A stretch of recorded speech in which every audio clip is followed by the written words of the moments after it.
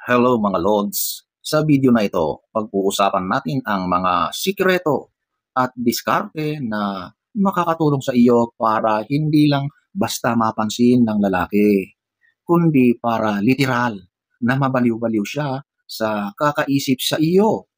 Ito ay para sa mga babae na gusto ng lalaking seryoso, loyal at willing mag-effort. Kaya kung ready kang matutunan ang art of mystery at attraction, tapusin mo ang video na ito. Baka ito na ang turning point ng love life mo. So, wag na tayong magpaligoy-ligoy. Umpisahan natin sa number 10. Reward his effort, not just his presence.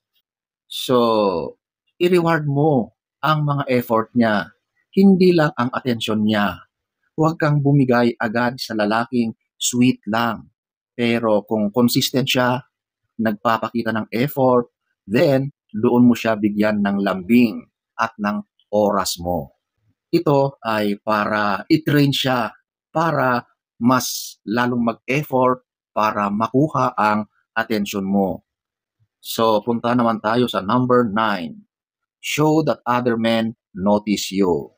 Ipakita mo na meron kang value sa paningin ng iba, lalong-lalo na sa ibang kalalakihan. Hindi mo kailangang manloko. Pero kapag naramdaman ng lalaki na may ibang mga nag-a-appreciate din sa iyo, be it social media or sa simpleng gestures ng iba, mas tataas ang value mo sa mata niya. Remember, competition sparks desire. Wow! So, punta naman tayo sa number 8. Huwag kang predictable. Okay? Minsan, girly ka. Minsan, fierce or matapang. Minsan, malambing.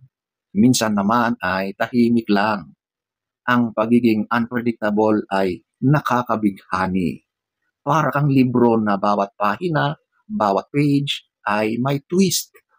At dahil dyan, hindi kanya maiwasan na iisip-isipin. Okay?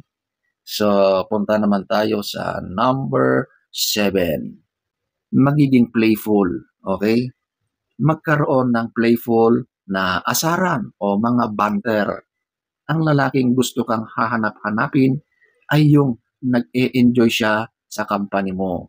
At alam niya na minsan ay pinagpapasensyahan mo rin siya kapag marunong kang makipagbiruan, kahit may konting lait, lambing sa tono, lalong na-excite ang isip at damdamin ng lalaki. Gusto niya ang babaeng may wit, may talino, okay? Pero masayang kasama. Number 6. Eye contact with intent. Gamitin ang mata mo bilang sandata. Eye contact na may kahulugan. Hindi yung titig lang ng matagal, kundi tingin na parang may sinasabi ka sa kanya. Minsan, isang tingin lang, tapos iwas na. Sapat na para mapaisip siya. Ano kaya ang ibig sabihin nun?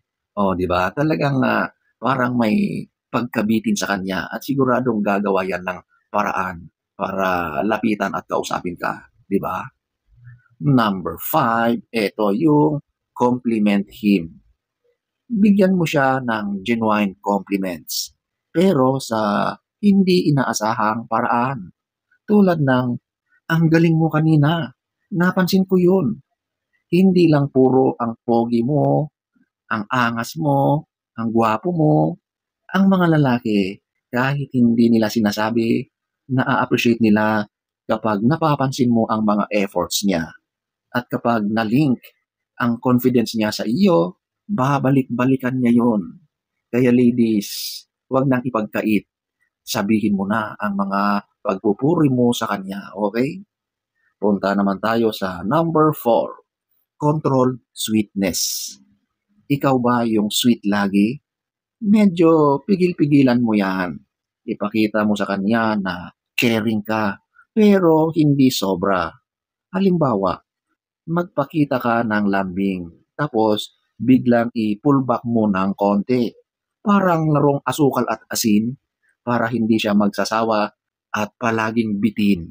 Alam mo, kapag medyo nabibitin ang lalaki, mas lalo yan nagpupursigi. Kaya huwag mong masyadong itoro bigay.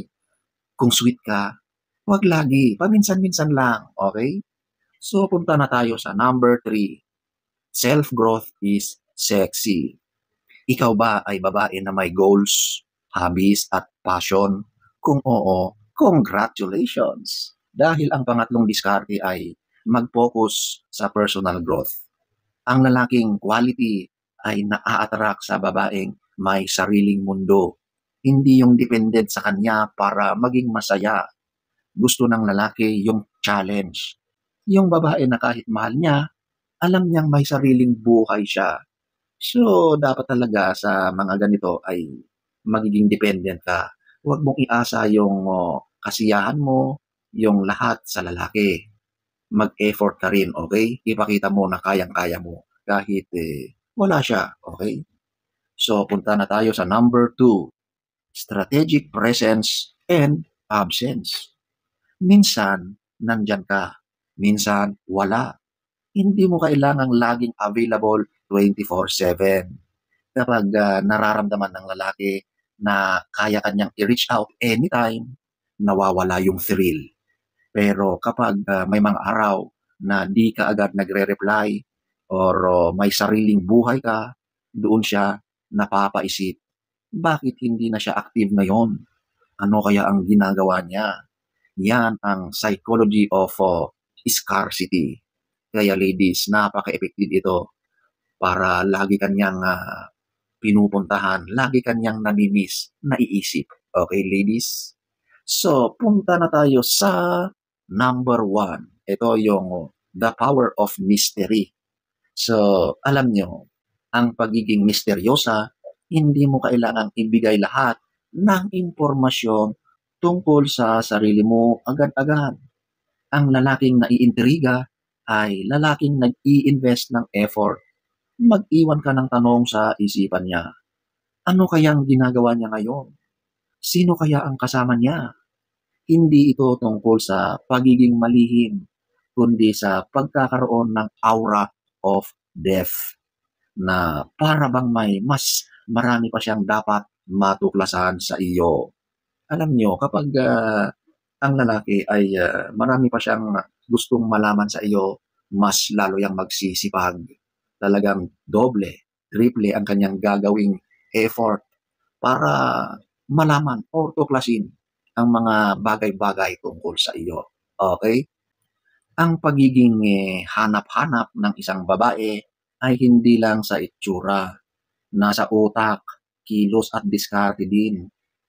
Ang mga lalaking seryoso, hindi naghahanap ng babaeng madaling makuha. Gusto nila yung babae na inahangaan, hindi lang inaangkin. Gusto nila na medyo pinapahirapan sila. Huwag lang labis, okay? So, sana ay nagustuhan nyo ang ating topic for today. Next story time. Don't forget, subscribe.